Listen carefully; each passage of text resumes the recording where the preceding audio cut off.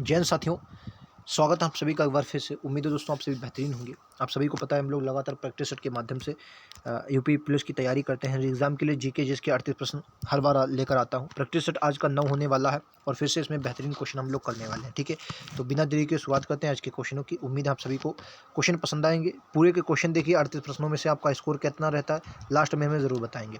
आज का पहला क्वेश्चन आपकी स्क्रीन पर ये रहेगा। राइट आंसर क्या है आपको बताना है। पहला क्वेश्चन ये रहा, क्या है, गंगा नदी उत्तर प्रदेश के किस जनपद में प्रवेश करती है। गंगा नदी उत्तर प्रदेश के किस जनपद में प्रवेश करती है। देखिए, अगर गंगा नदी की बात करते हैं तो उत्तर प्रदेश में गंगा नदी कितने जिलों से बहती है, तो 28 जिलों से बहती है। कितने जिलों से? 28 जिलों से बहती है। ये भी बात आपको याद रखनी। कितने जिलों से बहती है, तो क्या बोलेंगे, 28 जिलों से ये बहती है। ठीक है, उसके बाद अब कह रहा प्रवेश कितने करती है, तो याद रखेंगे दोस्तों, ये बिजनौर जिले से प्रवेश करती है। कहाँ पर? बिजनौर जिले से प्रवेश करती है।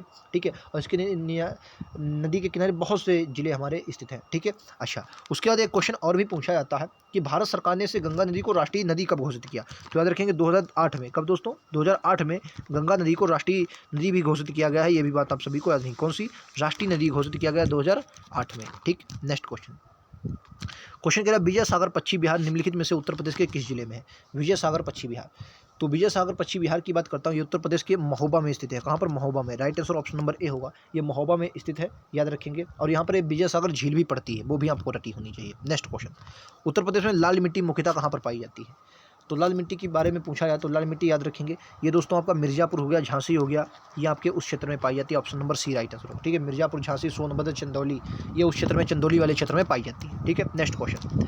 अगला कह रहा कौन सा सुमिलित नहीं है। उत्तर प्रदेश के जनपद और अधिकतम न्यूनतम क्षेत्र। लखीमपुर अधिकतम भौगोलिक क्षेत्र है, सोनभद्र अधिकतम वन यहाँ पर क्षेत्र है, सीतापुर न्यूनतम भौगोलिक क्षेत्र है, और आपका संत रविदास न्यूनतम वन आच्छादित क्षेत्र है। तो सीतापुर जो न्यूनतम भौगोलिक क्षेत्र में सीतापुर नहीं होगा, बल्कि न्यूनतम भौगोलिक क्षेत्र में हमारा हापुड़ आ जाता है। कौन सा दोस्तों आ जाता है? हापुड़। इस क्वेश्चन का राइट आंसर क्या होगा? हापुड़। हापुड़ आ जाता है। कौन सा दोस्तों? हापुड़। अगर सीतापुर की बात करते हैं, ये देखिए सीतापुर की अगर बात करते हैं तो यहाँ पर सबसे क्या बोलते हैं, सीतापुर जो है वो वहाँ पर सर्वाधिक अनुसूचित जाति पाई जाती है। अनुसूचित जाति जो पाई जाती है वो सर्वाधिक एससी जो पाए जाते हैं वो कहाँ पर पाए जाते हैं? सीतापुर में पाए जाते हैं। ठीक है, सबसे ज़्यादा सीतापुर में एससी पाए जाते हैं। क्लियर है? चलिए नेक्स्ट पर चलते हैं। अगला क्वेश्चन, उत्तर प्रदेश सरकार किस ऐतिहासिक स्मारक से जुड़वा मछली का राचिन अंगीकृत किया है। जुड़वा मछली का राचिन कहाँ से अंगीकृत किया है? याद रखेंगे right answer option number B होगा, रूमी दरवाजा। ये रूमी दरवाजा लखनऊ में पड़ता है, जिसकी लखनऊ में पड़ता है। रूमी दरवाजा के बारे में क्वेश्चन आपको पता होनी चाहिए। रूमी दरवाजा ये कहाँ पर पड़ता है? लखनऊ में पड़ता है, लखनऊ में। अच्छा, इसका निर्माण की बात करते हैं, किसने करवाया था? तो निर्माण की बात करते हैं नवाब आसफुद्दौला ने। क्या नाम था? आसफुद्दौला। आसफुद्दौला। ठीक है, आसफुद्दौला ने निर्माण करवाया था, और ये भी याद रखने 1784 में निर्माण हुआ था। ठीक है, रूमी दरवाजा लखनऊ में पड़ता है। यहीं से हमने जुड़वा मछली का राशिन अंगीकृत किया है। ये जून 2023 में किस राज्य में प्रसिद्ध बिहू कुह महोत्सव का मनाया गया। देखिए 2023 में नहीं बल्कि हर साल मनाया जाता है, इसलिए इंपॉर्टेंट है। ठीक है, तो बताना है 2023 के बिहू कुह, तो राइट आंसर क्या होगा? अरुणाचल प्रदेश में। अच्छा, एक बिहू आपने पढ़ा होगा वहाँ असम का, लेकिन बिहू कुह याद रखेंगे तो यह कहाँ का? अरुणाचल प्रदेश का। ठीक है, नेक्स्ट। चीन भारत सीमा विवाद, भारत और चीन के बीच एक युद्ध हुआ जो किस वर्ष हुआ था, बोलेंगे।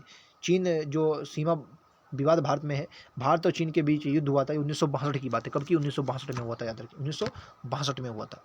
हर्यक वंश से मगध के पहले शासक कौन थे? हर्यक वंश से, तो वो हर्यक वंश की बात करते हैं तो हर्यक वंश का संस्थापक कौन हो जाएगा? बिंबिसार होता है। कौन था दोस्तों? बिंबिसार इस वंश का संस्थापक था। ये क्या था दोस्तों? इस वंश का संस्थापक था। 1544 ईसा पूर्व में गद्दी पर बैठा था। ठीक है, 1544 में। और बिंबिसार ने राजधानी किसको बनाया था? राजधानी की बात करें गिरिव्रज। क्या बोलते हैं? राजधानी क्या थी? गिरिव्रज थी। गिरिव्रज, जिसे राजगृह भी बोला जाता था। क्या बोला जाता था? राजगृह भी बोलते हैं। क्लियर है? राजगृह भी बोला जाता है। क्लियर है? बिंबिसार। अच्छा, बिंबिसार की हत्या किसने की थी? तो बिंबिसार की हत्या इसके पुत्र अजातशत्रु ने की थी, ये भी बात करें। और अजातशत्रु की हत्या उसके पुत्र उदयन ने की थी। Next question. अगला क्वेश्चन, अलाउद्दीन खिलजी के शासनकाल में निम्नलिखित में से कौन राज्यपाल था? बोलेंगे राज्यपाल कौन था? अलाउद्दीन खिलजी के शासनकाल में राज्यपाल कौन था? Right answer option number C होगा, गयासुद्दीन तुगलक जो था राज्यपाल था। और गयासुद्दीन तुगलक बाद में तुगलक वंश की स्थापना भी करता है। ठीक है, कब करता है? खिलजी वंश के पश्चात 1320 में तुगलक वंश की स्थापना करता है, याद रखेंगे। ठीक है, क्लियर है? याद रखेंगे। निम्नलिखित में से किस वर्ष भारत में ब्रिटिश औपनिवेश सरकार द्वारा माउंट फोर्ड सुधार रिपोर्ट कब प्रस्तुत की गई? माउंट फोर्ड सुधार रिपोर्ट ये बात है 1918 की। 1918 में रिपोर्ट प्रस्तुत की गई थी, याद रखेंगे, ठीक है। और जिसे वर्ष 1919 में 1919 का अधिनियम याद होगा आपको। 1919 के अधिनियम में इसे मॉन्टेगू चुम्सफोर्ड सुधार के नाम से भी लागू किया गया। और फिर लागू कब हुई? 1919 में ये लागू हुई थी, जो आपका अधिनियम में आया था, जिसे मॉन्टेगू चुम्सफोर्ड सुधार के नाम से जानते हैं, उसी में ये लागू हुई थी, ठीक है। 1918 की रिपोर्ट मॉन्टफोर्ड कहते हैं। 1932 में पूना पैक्ट महात्मा गांधी और के बीच हुआ था। 1932 में पूना पैक्ट, ठीक है। गांधी इरविन समझौता 1931 का है। और 1932 में पूना पैक्ट अगर महात्मा गांधी और पूछा जाए तो बी आर अम्बेडकर के बीच हुआ था, ठीक है। याद रखेंगे, बी आर अम्बेडकर और महात्मा गांधी के बीच ये हुआ था, इंपॉर्टेंट है, ठीक है। सांप्रदायिक पंचायत के नाम से भी जाना जाता है। दलितों के लिए पृथक निर्वाचन मंडल को समाप्त करने के लिए ये बात किया गया था, ठीक है। नेक्स्ट क्वेश्चन, निम्नलिखित में से किसे श्वेत पर्वत के नाम से भी जाना जाता है? श्वेत पर्वत, तो याद रखेंगे धौलागिरी। धौलागिरी जो दोस्तों है, याद रखेंगे धौलागिरी, इसे धवल मतलब श्वेत के नाम से भी जाना जाता है, ठीक है। याद रखेंगे श्वेत पर्वत के नाम से भी जाना जाता है, क्लियर है। इसका विस्तार नेपाल में भी पड़ता है। तवांग और लहासा को जोड़ने वाले दर्रे का नाम बताएं। तवांग और लहासा को जोड़ने वाले, तवांग अरुणाचल प्रदेश का है और लहासा की बात करते हैं, ये आपस में इन दोनों को कौन जोड़ता है? ऑप्शन नंबर डी, बुमला दर्रा। बुमला इसे बोमडीला बोलते हैं, क्या बोलते हैं? बुमला, या इसे बोमडीला बोलते हैं, क्या बोलते हैं? बोमडीला, बोमडीला भी बोलते हैं, ठीक है। बोमडीला, बोमडीला, ठीक है। Right answer option number B होगा। नेक्स्ट क्वेश्चन, भारत की सबसे लंबी झील कौन सी है? सबसे लंबी उसने पूछा, ना कि सबसे बड़ी। सबसे लंबी अगर पूछा जाता है भारत की सबसे लंबी झील, तो क्लियर है, याद रखेंगे। देखो वैसे तो अगर पूछा जाए इसमें सबसे लंबी उसने पूछा है,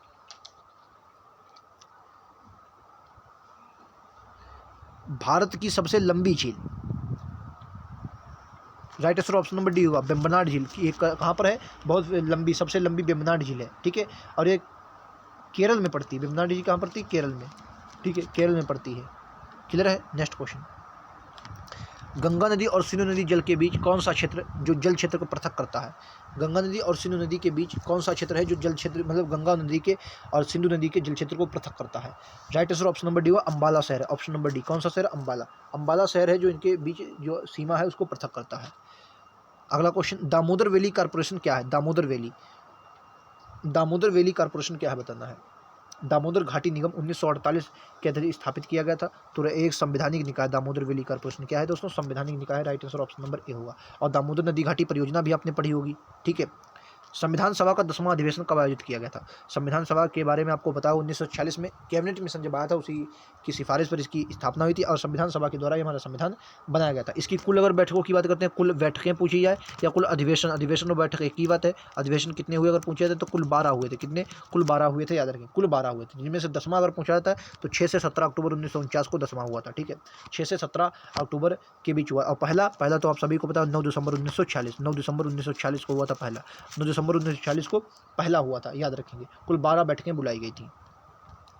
एक मिनट, इसके आगे क्वेश्चन है, भारतीय संविधान के अनुच्छेद 48 से पर्यावरण का संरक्षण और सुधार एवं वन और वन्यजीव की सुरक्षा किसे संबंधित है? तो 48 का ये कहाँ पर है? डीपीएसपी यानी राज्य के नीति निर्देशक तत्व के भाग कौन सा हो जाएगा? नहीं, भाग की बात करते हैं, भाग कौन सा है? भाग 4 में, ठीक है, याद रखेंगे।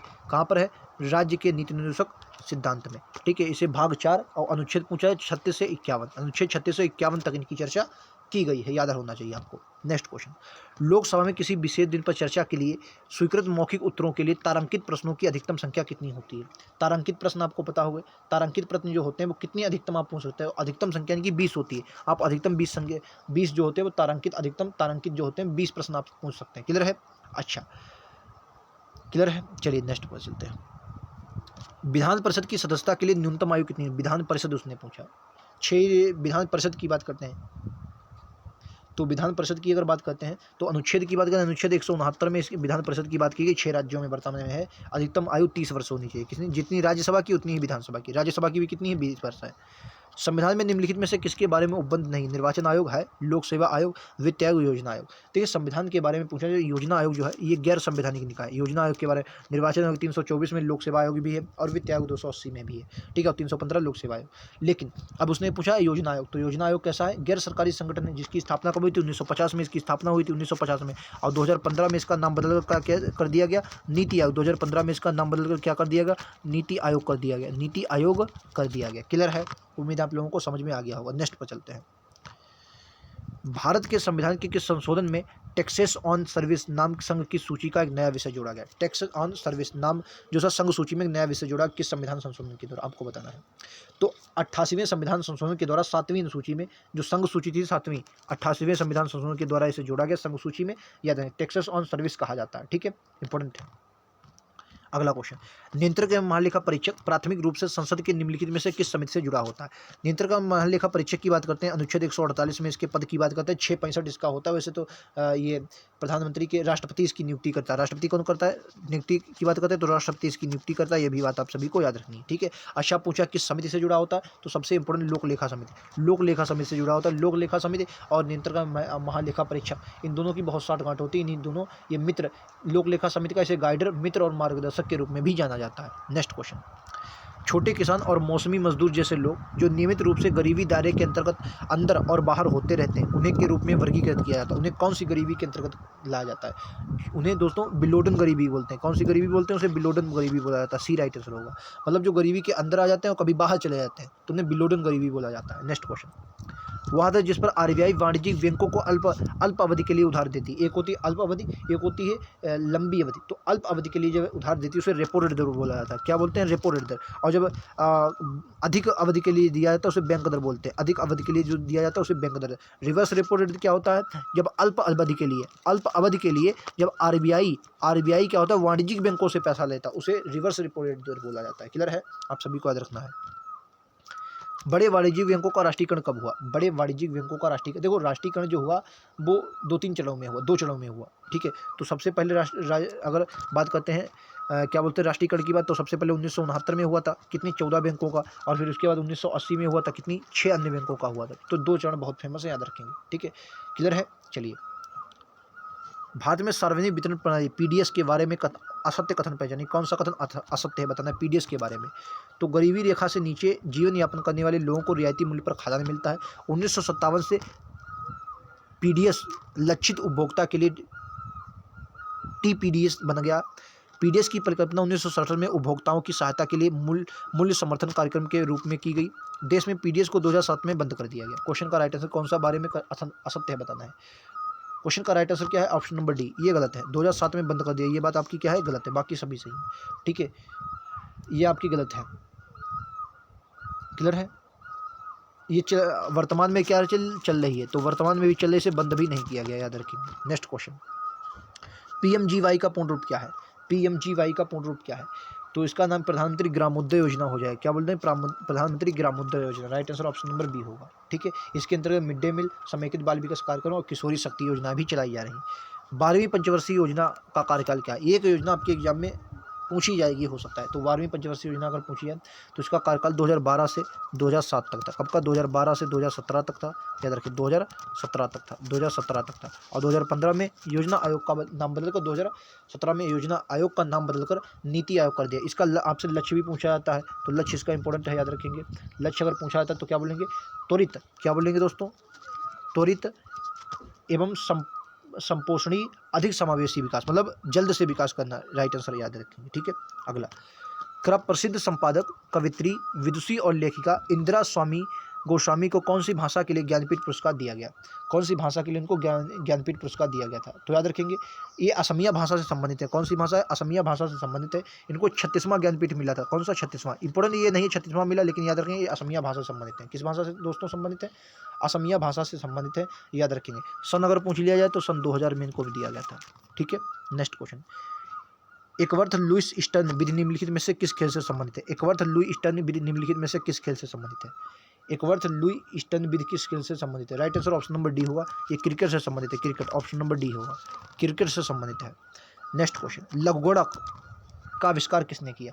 अब लघुगणक, इसको अंग्रेजी लघुगणक का आविष्कार पूछा, तो जॉन नेपियर ने कब किया था दोस्तों, ये 1614 में जॉन नेपियर ने किया था, याद रखेंगे। 1614 में लघुगणक का जो आविष्कार किया था वो जॉन नेपियर ने किया था। विश्व की मुद्राओं के संदर्भ में निम्नलिखित में से कौन सा सही ढंग से मेल नहीं खाता, मतलब गलत है। रूस येन, म्यांमार क्याद, भूटान पेसो, चीन का रूबल। तो चीन का रूबल नहीं होता है, रूबल नहीं होता। चीन का कौन सा सही ढंग से मेल खाता, मतलब एक सही बताना है, जो बाकी सभी गलत हैं, ठीक है। जैसे रूस की क्या होती है, रूस की एनेबल की क्या होती है, रूबल होती है रूस की, ठीक है। अगर म्यांमार की बात करें तो क्या तो होती है, सही है, म्यांमार की क्या तो सही है, सी वाला, ठीक है। बाकी अगर भूटान की बात करें तो नगुंत्रम होती है, क्या बोलते हैं, नगुंत्रम, नगुंत्रम, क्या बोलते हैं, नगुलत्रम, नगुलत्रम। और चीन की क्या होती है, चीन की आपको पता होगी, चीन की होती है रेमनवी या युआन बोल सकते हैं, युआन होती है रेमनवी, रेमनवी या युआन, सही लिख देता हूँ, रेमनवी या युआन या रेमनवी, ठीक है। तो याद रखेंगे ऑप्शन नंबर कौन सा होगा, सी होगा। नेक्स्ट क्वेश्चन, ऑस्ट्रिया की राजधानी क्या, ऑस्ट्रिया, ऑस्ट्रिया की राजधानी क्या है, तो ऑस्ट्रिया की राजधानी, ऑस्ट्रेलिया नहीं ऑस्ट्रिया की पूछा, ऑस्ट्रिया की राजधानी वियना होता है। ऑस्ट्रेलिया की राजधानी कौन सी हो जाएगी दोस्तों, वियना, वियना। और ब्यूनस आयर्स अर्जेंटीना की है, किसकी दोस्तों, अर्जेंटीना, ये किसकी है, अर्जेंटीना, अर्जेंटीना की।